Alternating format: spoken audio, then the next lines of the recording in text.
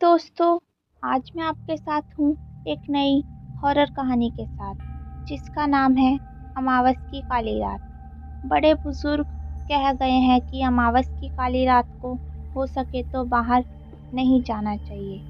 रात को शैतानी शक्तियाँ और काले साए बहुत ज़्यादा ताकतवर हो जाते हैं। वो शैतानी आत्माएं इंसानी दुनिया में आकर परेशान कर सकते हैं। किसी की कोई अधूरी इच्छा नहीं हो तो वो पूरी करने वो तड़पती आत्माएं इंसानी शरीर ढूंढती हैं। अमावस मतलब उन पिशाच और आत्माओं के लिए कोई त्योहार होता है। वो बहुत ताकतवर हो जाते हैं। अपनी इच्छा पूर्ति के लिए शिकार ढूंढते हैं। कोटा नाम के गांव में चेतन नाम का एक लड़का था। उसको अभी अभी शहर के अस्पताल के ऑफिस में क्लर्क की जॉब लगी थी। घर वाले बहुत खुश थे। खुशी में उन्होंने चेतन को नई बाइक लाकर दी। वो अपनी बाइक से ही अब ऑफिस जाने लगा था। शहर आधे घंटे की दूरी पर था। जॉब लगे अब कुछ ही महीने हुए कि चेतन के घर वालों ने उसके लिए लड़की देखना चालू कर दिया। ये बात जब चेतन को पता चली तो उसने कहा, अरे माँ, मैं अभी शादी नहीं करना चाहता। इतनी जल्दी भी क्या है? मुझे और अच्छी जॉब मिलेगी तब देखेंगे। अभी मुझे पैसे कमाना है, आपको घुमाना है। उसकी ये बातें सुन के चेतन के पिताजी को बड़ा अच्छा लगा। उनका लड़का उनके बारे में सोचता तो है, नहीं तो आजकल के लड़के अपने माँ बाप को पूछते भी नहीं। चेतन अच्छा लड़का था। भले ही वो दोस्तों के साथ घूमता, लेकिन कभी शराब को हाथ नहीं लगाया। घर में और बस्ती में उसकी बड़ी इज्जत थी। जॉब मिलने के 1 साल खत्म होने को आया था। चेतन ने दिवाली के लिए सबके लिए कपड़े और मिठाई खरीदी। अब ऑफिस से जल्दी छुट्टी मिली तो वो मार्केट घूम रहा था अपने दोस्तों के साथ। दोस्तों, आप सभी को ये बात पता होगी कि दिवाली में अमावस की रात होती है। इसलिए हमें बुजुर्ग कहते थे कि घर में और आंगन में दिए जलाओ और अंधेरे को भगाओ। चेतन घर के लिए निकला। साथ में सामान था। वो सब गाड़ी पर बांधकर निकल पड़ा। रात के 10 बज चुके थे। त्योहार था तो सब अपने घर में थे। आज रास्ता सूना था। बाहर घना अंधेरा था। शहर खत्म होते ही चेतन की नज़र बाजू की बिल्डिंग में पड़ गई। नीचे बहुत से लोग दिए लगा रहे थे। उसकी नज़र ऊपर की तरफ गई। वहाँ एक सफ़ेद सलवार में बहुत ही सुंदर लड़की दिखाई दी। चेतन उसको देखते ही उसकी गाड़ी के ब्रेक्स लग गए। गाड़ी रुकी और चेतन जैसे थम सा गया। जादू भरी थी उसकी नज़र और उसका चेहरा। चेतन तो बस उसको देखकर मन में मुस्कुरा रहा था। उसकी नज़र उस लड़की से हट ही नहीं रही थी। तभी पीछे से एक ट्रक ने हॉर्न दिया। चेतन वैसे ही नींद से जग गया। उसने अपनी गाड़ी बाजू में की और फिर से ऊपर देखा, लेकिन अब वो लड़की वहाँ नहीं थी। चलो कल देखते हैं, ऐसे खुद को समझाकर वो घर की तरफ निकल पड़ा। उसको जाते हुए वो लड़की ऊपर की छत से देख रही थी। चेतन घर पहुंचा।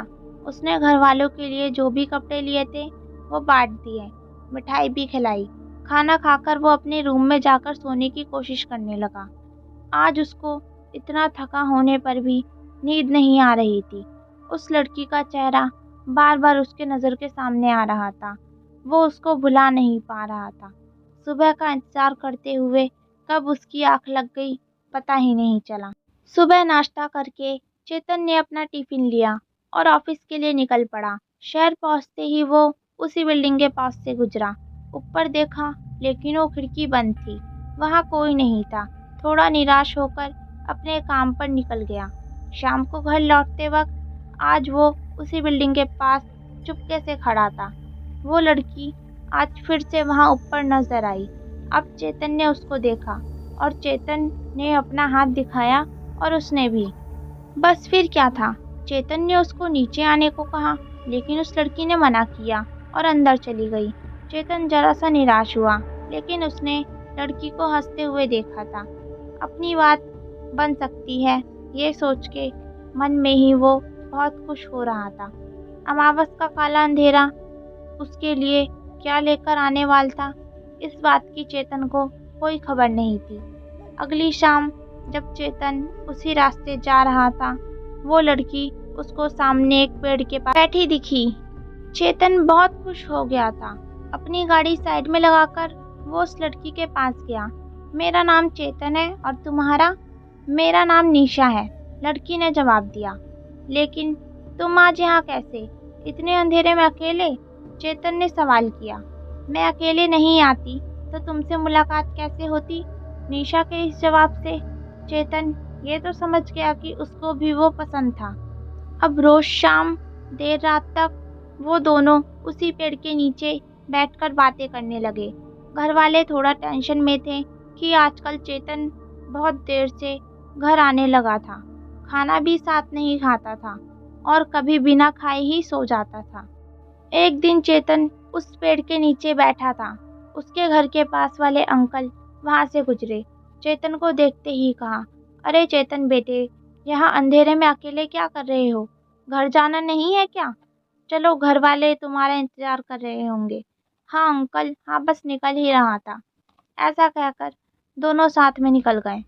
घर जाकर जब चेतन सोने के लिए गया, एकदम से वो अंकल की बात उसको याद आई। उन्होंने उसको अकेले क्या कर रहे हो ऐसा कहा था। दूसरी रात जब वो निशा से मिला तो उसने ये बात उसको पूछी। निशा, कल तुम मेरे साथ थी लेकिन अंकल को दिखी कैसे नहीं? निशा ने कुछ सोच कर जवाब दिया, अरे वो अंकल दिखते ही मैं पेड़ के पीछे छुप गई थी। तभी चेतन ने कहा, निशा हम शादी कर लें, मुझे तुमसे प्यार हो गया है, क्या तुम भी? निशा उठकर चली गई।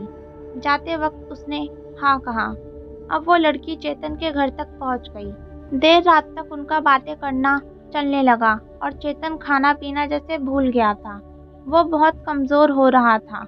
उसकी माँ ने एक रात देखा कि वो दीवार की तरफ देखकर बातें कर रहा है। बस उसको उसी दिन शक हुआ कि उसके लड़के को कुछ हुआ है। उसने ये बात चेतन के पिता को बताई। दोनों ने एक रात चेतन का पीछा किया।